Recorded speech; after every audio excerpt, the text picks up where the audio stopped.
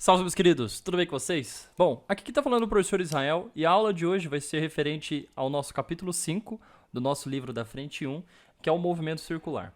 A partir disso daí, a gente vai entrar ainda nos conceitos da cinemática, a gente vai trabalhar com velocidade angular, espaço angular, aceleração angular, a parte do movimento circular uniforme e o movimento circular uniforme com a presença da aceleração também. Então, aqui a gente vai estar trabalhando os mesmos conceitos que nós trabalhamos nas últimas aulas, né, de velocidade, de espaço, só que adaptados para o movimento circular, tudo bem? A partir desse momento, dessas duas aulas que eu vou separar em duas, uma aula de mais introdução da primeira metade do nosso capítulo, e na segunda aula vai ter a segunda metade, e de novo vai ter uma lista de exercícios relacionadas a esse tema, e mais um vídeo de exercícios em cima desse capítulo que a gente está trabalhando. Após isso, eu recomendo que vocês já comecem a baixar a nossa frente 2, desculpa, a frente 2 não, o nosso livro 2, que também está presente no cursinho, né? Vocês podem entrar em contato com a sede do cursinho, a organização do cursinho, ou se não com os próprios professores mesmos, que nós temos os outros livros, nós temos todas as edições dos livros, né, todos os capítulos e todas as unidades. Nós já vamos para a unidade 2, ou seja, o livro 2 desse nosso livro, continuar com nossa cinemática, tudo bem? Então vamos lá. Pessoal, eu estou usando como referência o nosso livro-texto, então caso você não tenha o livro-texto, entre em contato com o pessoal do cursinho, entre em contato com nós, os professores, que nós fornecemos o livro para vocês. Então todas as informações que eu retiro daqui, bem como os exercícios, estão nos nossos livro-textos, tá bom? Vamos lá.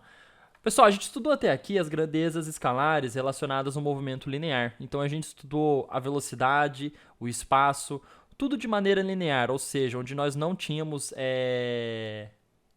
Elas já estavam bem relacionadas às suas medidas de comprimento. Quando passamos ao movimento circular, ou seja, quando começamos a trabalhar com ângulos, nós podemos trabalhar tanto com as grandezas lineares, mas nós podemos adaptar essas grandezas para as grandezas angulares, ou seja, voltadas para o movimento circular. Só que temos que ter em consideração aqui que quando trabalhamos com as grandezas angulares, nós temos que lembrar de algumas definições de ângulo que são importantes para a gente. A gente não pode trabalhar simplesmente com algumas definições que nós trazemos do movimento e simplesmente desconsiderar que estamos trabalhando com os ângulos, né, com o movimento circular. Tá?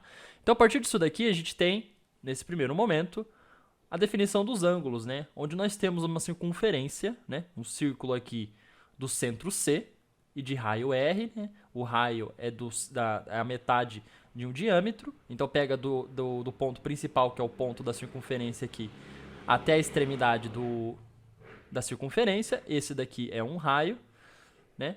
E temos o seguinte, que o C é o centro da nossa circunferência, o θ, esse θ aqui, ele vai ser o ângulo central relacionado ao comprimento desse arco S, e o S, por si só, é o comprimento do arco da circunferência, é o quanto que ele vale. Quando a gente começar a trabalhar com movimento circular, esse S vai ser o quanto o nosso objeto, nosso móvel, enfim, nosso ponto, se deslocou em uma determinada trajetória que seja circular. Então esse S, vocês podem considerar ele como um espaço, tá? Ele vai ser o espaço percorrido mais para frente que a gente vai começar a trabalhar, tá bom? Aqui a gente tem que o ângulo ele pode ser expresso em graus, né? Aí, nessa parte, o professor de matemática, acredito que ele vai adentrar muito mais com vocês na parte de trigonometria, nessa questão de graus e radianos. Então, no movimento circular, em tudo que você trabalha com círculo na trigonometria, você pode trabalhar tanto com graus ou com radianos. O grau ele pode ser expresso como o ângulo central correspondente a 1 sobre 360 do ângulo, ou seja, ele é uma parte de 360 do total do ângulo. Se uma volta ela tem 360 graus, uma pequena parte disso daí, né, a primeira parte desses 360 corresponde a 1 grau, tudo bem? E o radiano, ele é um ângulo central, pelo qual do comprimento do arco vale, da circunferência R, ele vale, da circunferência S, vale R. Então a gente tem aqui o nosso radiano, né, desse comprimento de arco aqui de R, ele vale a 1 radiano. E aqui a gente pode estabelecer a seguinte relação. Se um radiano tem um comprimento de arco r, a gente tem que θ radiano, que seria a conversão dos nossos graus, seria S, um comprimento S de arco. Então, a gente fazendo esse produto cruzado, ou seja, essa regra de 3 aqui, fazendo um S multiplicando o 1, o θ multiplicando o R, nós chegamos numa relação de que o comprimento S do nosso arco pode ser dado em função do R, em função do raio. Tudo bem? A partir disso daí, a gente sabe que o comprimento de qualquer circunferência, ele tem aquela equação básica, que é 2 vezes π vezes o raio. 2 vezes π, né, é o comprimento total da circunferência em radianos, sendo π igual a 3,14. Se a gente sabe que o comprimento de uma circunferência ela é 2π radianos, né, ela é 2πr, 2 vezes π vezes o raio, que 2π é a mesma coisa que 360 graus, sendo 2π igual a 360 graus, a gente sabe que 2 vezes o π vezes o raio, a gente tem um comprimento total da nossa circunferência, sendo π 3,14. Então, a gente tem aqui que o nosso S, em graus aqui, ó, nosso S é 2π radianos, que é o comprimento da circunferência, mas também o nosso S, ele pode ser dado em função do ângulo θ vezes o raio também. A partir disso daí, nós temos o seguinte, os raios se cortam, né, igualando as duas equações, igualando S com S, nós temos que os raios se cortam e nós temos que θ pode ser dado em 2π radiano. Ou seja, que a gente tem que uma volta completa tem ângulo de 2π radianos. Então, a gente tem que os 360 graus, é igual eu falei aqui para vocês, 360 graus equivale a 2π radianos. Essa é a conversão que a gente faz aqui. E a conversão pode ser feita para qualquer grau que você queira trabalhar de grau para radiano, tudo bem? A partir disso, nós temos aqui que o espaço angular. Quando a gente está trabalhando com um móvel em uma trajetória circular, seja de raio R, a gente tem que escolher uma origem, né? Se a gente colocar aqui nessa nossa imagem a origem no ponto O aqui, nós temos que a partir do momento que ele percorre uma certa circunferência, uma certa parte uma seção dessa circunferência, ele vai ter percorrido um comprimento de arco S. Então, a posição do móvel ao passar pelo ponto P em um instante t, ela pode ser determinada pelo espaço linear S, quanto pelo espaço angular θ, que é também chamado de fase aqui. E aqui a relação de espaço, pessoal, ela vai ser trabalhada igual nessa equaçãozinha que a gente viu aqui, ó. O θ, o quanto que ele andou, o quanto que o nosso móvel andou em comprimento de arco, ela vai ser dada em radianos aqui no caso. Vai ser o comprimento S do nosso arco, que vai ser dado em graus, dividido pelo raio aqui dado, tudo bem? Aqui o θ, ele vai ser dado em radianos, perdão. O θ ele vai ser dado em radianos. É o que eu tenho uma tabelinha aqui para vocês. A velocidade angular, ela vai ser dada, a grandeza dela é o ômega, né? É o ômega, que é o radianos por segundo, que é a mesma coisa que metros por segundo, só que a gente está trabalhando em movimento circular. E o raio vai ser dado em metros. A única grandeza que permanece em metros aqui, não trabalhada com grandezas angulares, vai ser o raio que vai permanecer em metros mesmo, tá? Esse daqui vai ser a definição de espaço angular que nós temos aqui, com θ trabalhado em radianos, tudo bem? Com respeito à velocidade angular, lembrando que velocidade é a variação do espaço pelo tempo, sendo o espaço aqui a variação de dois comprimentos de arco que o nosso móvel sofrer, ou seja, então nós temos que pegar assim, ó, pegamos essa imagem aqui dessa variação do espaço angular. Quando nós temos o nosso ponto O nosso objeto ele vai percorrer aqui um espaço S1. Esse é o primeiro espaço dele. Depois de certo tempo t, né, a T1 ele percorreu S1. Depois de um certo tempo, T2, ele vai ter percorrido S2, que é todo esse comprimento do arco aqui. Começou daqui para cá. Ele pega todo o comprimento do arco, porque ele começou e terminou aqui em cima. Então, essa variação toda seria o S2. E velocidade é espaço por tempo. Isso não muda. Para movimento circular, é o mesmo pensamento, só que nós temos que trazer para as unidades que são relacionadas ao movimento circular. Então, nós pegamos aqui, ó, que nesse caso a velocidade angular média, né? Se nós sabemos que a variação do espaço vai ser o θ2 menos o θ1, que é a variação do comprimento de arco que ele andou, nós sabemos que o comprimento ΔS, a gente já viu que ele é θ vezes o R, né? Fazendo a manipulação aqui, ó, ΔS, só colocar o delta aqui, vai ser R, que é o raio que permanece constante, vezes o tanto de ângulo que variou, vezes a variação dos tetas aqui, tá? A gente tem que a velocidade escalar angular média, que é dada pelo ômega, essa letra aqui, ó, é uma letra grega chamada de ômega, ela é definida como a razão entre o espaço angular, Δθ, e a variação do tempo, ΔT. A partir disso, é a mesma coisa, são as mesmas contas, só que, em vez de metros por segundo, nós temos que lembrar que nós estamos trabalhando com ângulos, então, se estamos trabalhando com ângulos, nós vamos trabalhar com radianos, e vai ser, então, radianos por segundo. O quão rápido ele percorre esses dois comprimentos de arco em tantos segundos, dependendo do tempo que ele gasta para fazer esse trajeto. A partir disso, nós podemos estabelecer uma relação entre a velocidade linear e a velocidade angular média. Como nós podemos fazer isso? Igualando as duas equações. Sabemos que a velocidade escalar média, linear, no movimento linear, ΔS por ΔT, é dada por isso que eu falei agora, ΔS por ΔT, no movimento linear. Ou seja, no movimento que a gente estava trabalhando antes de entrar nesse capítulo, tá?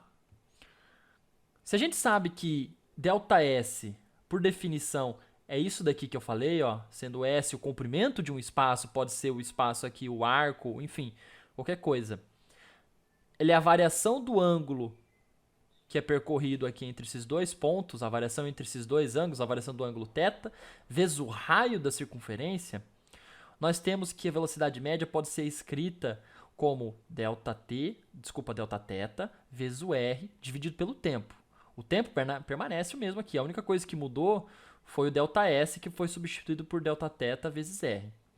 A partir disso, se a gente isolar o R aqui, deixar ele de lado aqui, só colocar ele um pouquinho de lado, igual nessa parte aqui. O que é essa parte aqui, ó, Δθ dividido por ΔT? Não é a nossa velocidade angular média? É a nossa velocidade angular média.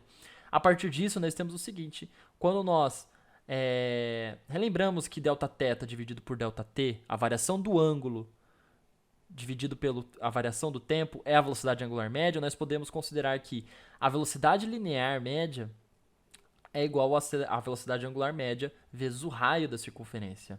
Ou seja, a gente pode estabelecer uma relação direta entre a velocidade linear e a velocidade angular só através do raio. Ela vai depender justamente do raio aqui. A gente tem uma relação direta, então, entre a velocidade angular e a velocidade linear.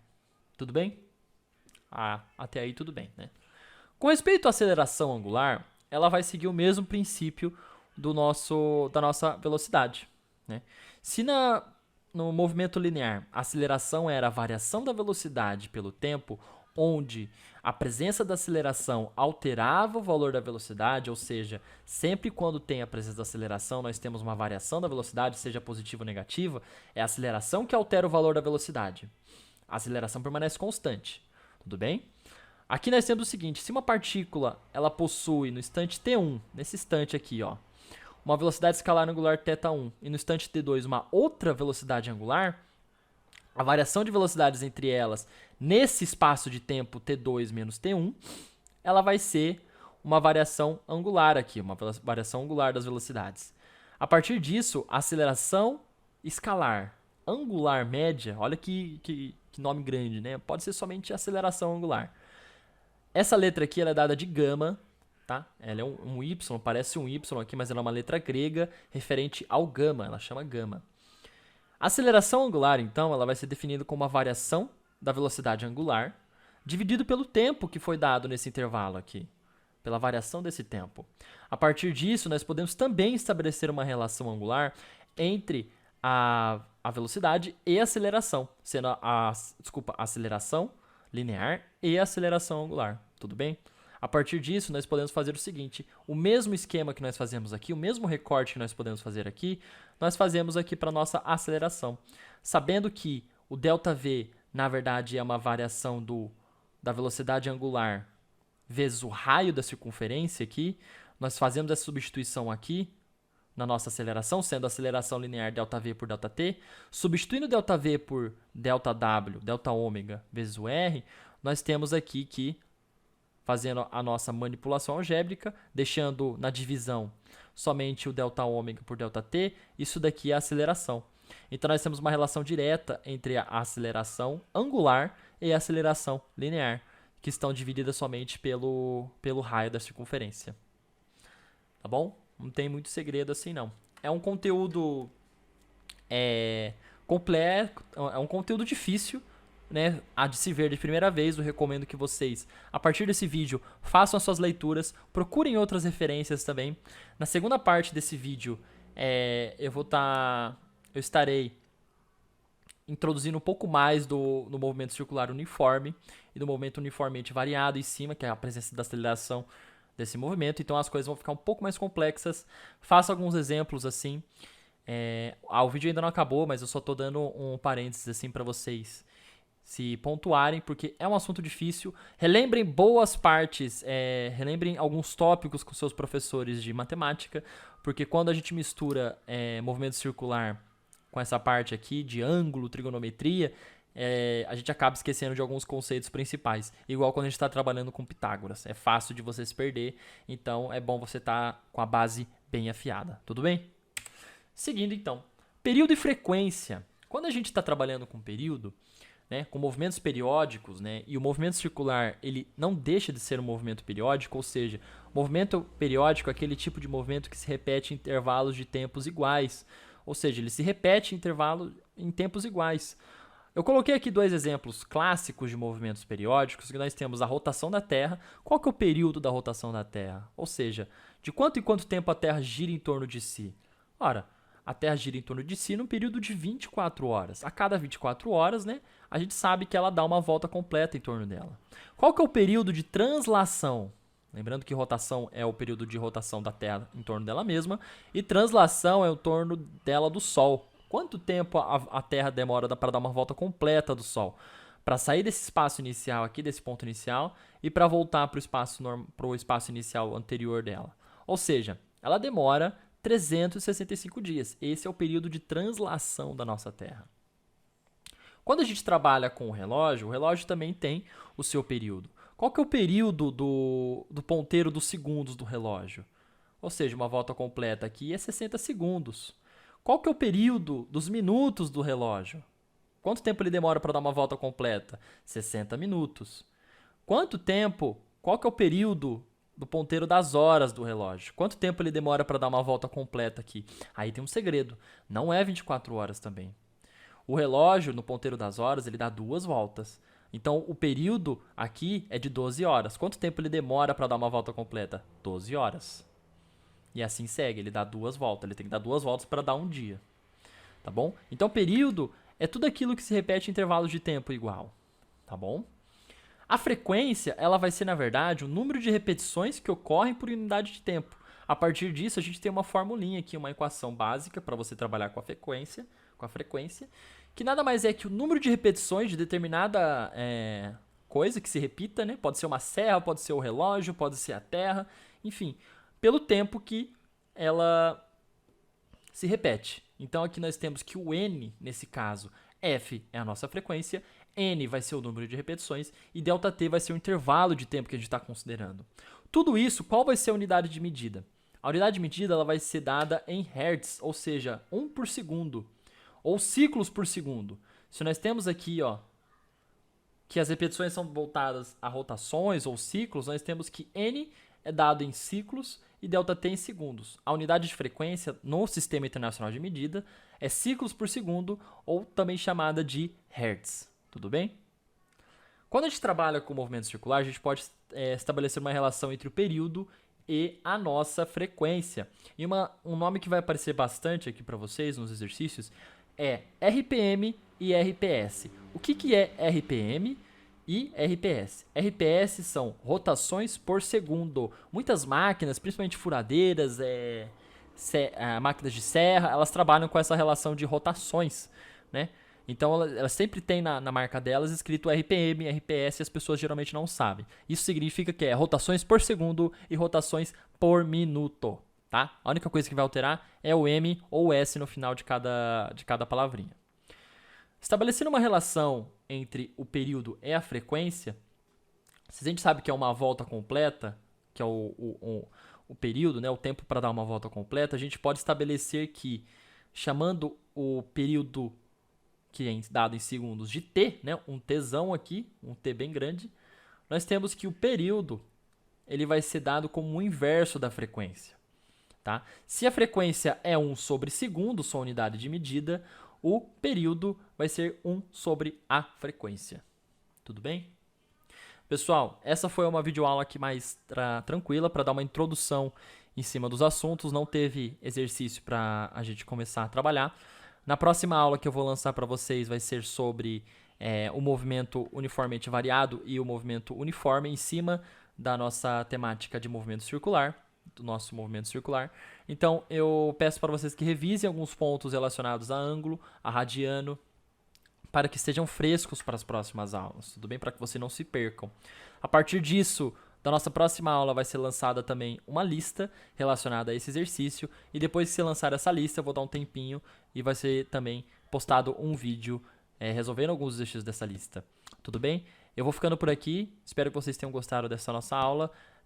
Se você não está no nosso grupo do WhatsApp e no grupo do Facebook, mande mensagem para algum dos coordenadores do cursinho ou para os professores, se você tem algum deles adicionado, que a gente adiciona vocês para não perderem nenhum conteúdo que a gente tem aqui nas aulas, tudo bem?